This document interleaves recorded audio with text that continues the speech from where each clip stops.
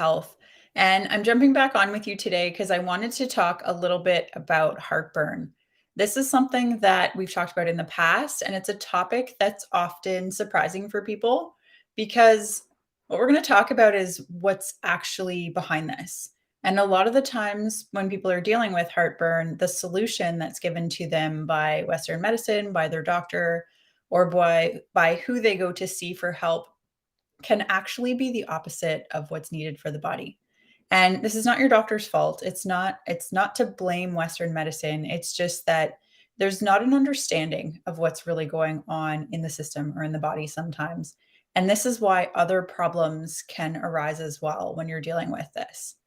And so when we're dealing with heartburn, a lot of the times the assumption or what makes sense from a logical perspective, and I used to think this too, was that it's happening because stomach acid is splashing up into your esophagus. Because ultimately, we have our esophagus that goes down and connects to our stomach in our body. And so when you eat some food, the stomach does some work. It releases stomach acid and it does some churning. And when it's doing this and the stomach acid is splashing up into your esophagus, that's when you can get the heartburn, the burning feeling in your chest. And so the assumption that I had in the past too, and that a lot of doctors go based on, is that if you're dealing with heartburn, oh, that must be a sign that you have too much stomach acid. And that's why it's splashing up into your esophagus. But a lot of the times for people, it's actually completely the opposite of that. And so why is that the case? So if there's not enough stomach acid, why is it splashing up into your esophagus? And the way that I don't have my water bottle here. The way I've explained this in the past is that our stomach actually has two doors or caps. They're called sphincters. So the one that's at the top of your stomach that goes between your stomach and your esophagus is called the esophageal sphincter. I have this water bottle. It's not as good. But essentially, so this is the sphincter that goes between the esophagus and the stomach. And so if you have not enough stomach acid, this is going to remain open. So now when your stomach is doing what it's meant to do, it's churning and it's trying to break down the food that you've consumed and the door is not closed. Now the stomach acid is going to splash up and now you're going to have that heartburn feeling. And so a lot of the times what doctors will do is they'll say, okay, let's put you on a medication. And the common ones for heartburn are going to be things like what's called a proton pump inhibitor. And the proton pump is the mechanism in the stomach that causes or that creates stomach acid. So if we inhibit that, then it's suppressing the amount of stomach acid that your body's producing. Or they may call it like an acid blocker. So basically, the approach here, the medical approach, a lot of the times is to try and reduce the stomach acid. If there's not as much acid in your stomach, it's not going to be able to splash up as much because there's less volume, right? But if the stomach acid is not at a high enough concentration in the stomach, this lid is going to stay off constantly because our stomach has a trigger almost in there, an acid level trigger, that when the stomach gets down to a certain pH, which is around 2 or 3, it's quite acidic, that's when this closes. So now your stomach is churning, it's processing, it's breaking down your food, which it's meant to do, but it's not able to splash up into the esophagus because the lid is on. The door is closed at the top of the stomach. So the acid is not splashing up.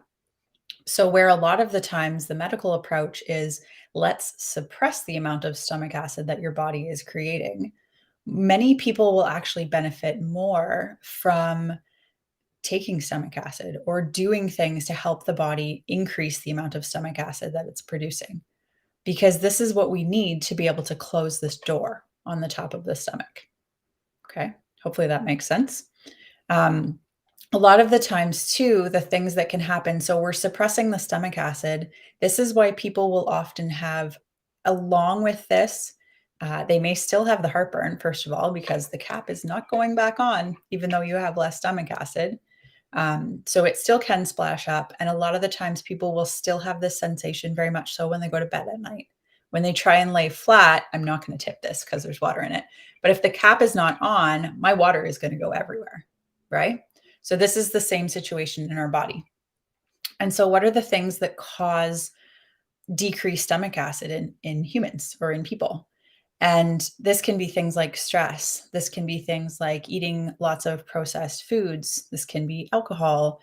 It can be smoking. There's a bunch of lifestyle factors that can lead to us having less stomach acid than we're meant to. And a lot of the times with age, it's a natural, I guess. We're very unlikely to have high stomach acid when we're beyond the age of mid 30s, 40, 50. So a lot of the times when clients come to me and they're dealing with heartburn, it's not usually people in their teens, although that can happen as well. But a lot of the times it's people who are in their 30s, their 40s, their 50s, and the doctor has said to them, "Oh, you have high stomach acid. That's why we're doing this proton pump inhibitor. That's why we're doing this acid blocker." And that typically is not going to be the case as we go through life because we're going to be dealing with more stress, more toxins in our system. We've eaten more probably processed food. Maybe you've had some alcohol. Maybe you've smoked in the past or been around secondhand smoke. So it's very unlikely for people to have high stomach acid. Not saying that they can't, but generally speaking, that's not the case. And that's why these medications actually aren't beneficial because they're not dealing with the cause. They're not dealing with why are you having this problem. Instead, they're like, well, let's just cut off the acid. If we get rid of the acid, then we're not going to have the issue. We still will, though. Another problem that happens here, so we have this cap at the top of the stomach that needs to close to prevent the heartburn, to prevent the stomach acid from splashing up into your esophagus. We also have a trapdoor at the bottom of the stomach. And the conditions in the stomach need to be at the level where there's a trigger that tells the stomach to open, to allow the foods to move through the rest of your digestive tract. And a lot of the times when there's low stomach acid, that door doesn't open either. So this is why a lot of people who are dealing with heartburn and who are on medication to help deal with this, the foods aren't getting broken down in the stomach properly, first of all, because stomach acid does have a job to do. It's meant to help us break down the foods that we ate. It breaks down protein. It helps to break down fat from long chain into medium chain so that the rest of your system is able to break them up properly so we can actually use them. So if this food isn't being broken down properly because there's not enough stomach acid in your stomach, it just sits there in your stomach. And this is why a lot of people can deal with bloating or can deal with you wake up in the morning and like you still feel full. Maybe you're nauseous, maybe you don't feel like having breakfast in the morning. Maybe it's because your body's not able to process the foods properly. And when food is left to sit in your stomach for an extended period of time, it starts to ferment.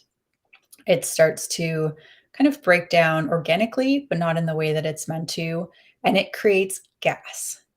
So if you picture a balloon, if there's, the air is just kind of expanding, expanding, expanding, expanding in your stomach. And that's why a lot of people deal with a lot of bloating, gas, and like stomach discomfort after eating because their body's not able to break it down properly, the food down properly. And so you're creating gas in your system. And eventually the pressure becomes so much that the door at the bottom of the stomach has no choice. It has to open and empty the contents of your stomach into the rest of your digestive tract.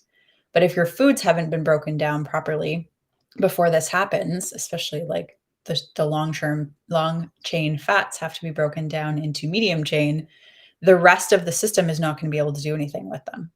So there's going to be further complications as the food goes through your intestinal tract. Nutrients aren't going to be absorbed properly. You're not going to have the proper enzymes released or substances released that are needed for the body to be able to convert B12 properly. Fats are not going to be able to be used properly. And ultimately, you're not going to get the best benefit out of your food that you're meant to. And it all starts with the stomach. Because if the stomach doesn't do like the top of the line steps for digestion, the rest of the chain of events are not going to happen properly.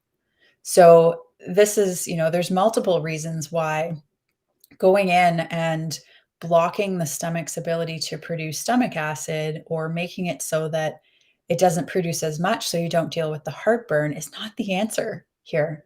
A lot of the times when, we test clients and figure out what's actually going on with them, we can actually find that helping them by a solution for a lot of people is having some apple cider vinegar and water before their meals, which is actually giving the body some more acid. So it's actually able to start breaking down food properly. And it's able to have the trap door, the door at the top of the stomach close, and it can help with the heartburn, with the acid bouncing up into the esophagus. So what we need to start focusing on more is we need to figure out why are you dealing with the symptoms that you're dealing with, rather than just looking for a medication or a band-aid that helps with, them not being quite so bad. If it's not dealing with the cause, if it's not figuring out ways to actually support the system to do what it's meant to do, you're going to end up with problems. Things are going to become more of an issue as we go forward because, food not being broken down properly and having the gas and having the bloating is not comfortable to begin with. But then the nutrient deficiency that comes along with this can also be problematic as well. So, if heartburn is something that you're struggling with, the reason I wanted to talk about this today is I've had a lot of people that have come to us recently, which is interesting because I tend to attract people who are going through things that I've gone through in the past. And this actually isn't one of those, but I've had a lot of people that have come to us recently, and it's been people of all walks of life. We have men, we have women, we have some younger people than expected coming to us dealing with heartburn. And there's a lot of reasons why this can be the case. And so if this is something that you're struggling with, I want you to know that you don't have to. Like this isn't um even if your family had it, even if it's something that you've dealt with for a long time, there's nothing wrong with you. We just need to figure out why your body is not functioning the way that it's meant to be and what support that it needs to help it to start functioning better again and properly again. Because heartburn sucks. I have had it in the past. So when I said this is not something I deal with, it's not that I've never had it in the past. It's not something typically I deal with, but I know that it sucks. It's uncomfortable. Trying to sleep at night when you're dealing with that sensation can be horrible. Going out in public when there's so many reasons why heartburn is not comfortable and not enjoyable for people, but it is something that we can resolve. So if heartburn is a struggle for you, reach out. I will drop the link. No, just message me. Send me a message if you'd like to know more or if you have any questions. I'd be more than happy to help. If you're on Instagram, you can grab the link in my bio to learn a little bit more about what we do and how we help people. And we do have a special. The special that we had in February did really well, so we decided to extend it. So for March, it's the same. We're doing 135 for your initial client bundle. So you get your first two appointments. We want to know everything about you. We want to know what your history has been. What are the things that you're dealing with in terms of life? If it's stress, if you've dealt with illness, if you've dealt with surgeries, or what's going on with you. Because without knowing all these details, we're not going to be able to give you a really good solution that's going to help you move forward. Then we're going to test you from head to toe. We use quantum nutrition testing, all of which is done via telehealth. So, thanks to 2020 and all the chaos that happened there, we have education training to be able to help people from a distance, which has been super empowering and powerful through a time when people weren't able to be seen and able to be helped. So now we're able to help people regardless of where you are in North America.